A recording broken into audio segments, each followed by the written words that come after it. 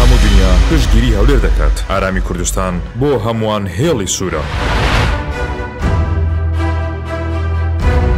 سەرۆک بارزانی هەرزوو پێشبینی ئەوەی کردبوو کە کشانەوەی هێزی پێشمەرگی کوردستان لە ناوچە کوردستانیەکانی دەرەوەی ئیدارەی هەرێم کە بە ناوچەکانی مادەی 140 ناسراون دەرفەتی ئەوە دروست دەکات کە لایەنی جۆرا و جۆر بەترسی بخەنە سەر ئاسایشی هەرێمی کوردستان.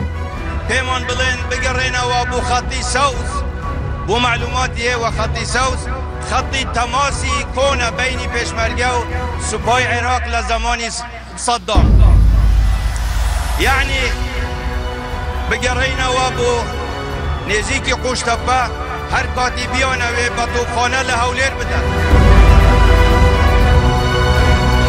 ئاسایش و ئارامی هەولێر بۆ هەموو لایەک ئەمڕۆ بۆتە هێڵی سوور و تیرۆریستان لە هەر لایەک پشتگیری بکرێن و خاوەنی هەر ناسنامەیەک بن ناتوانن ئارامی کوردستان تێک بدەن.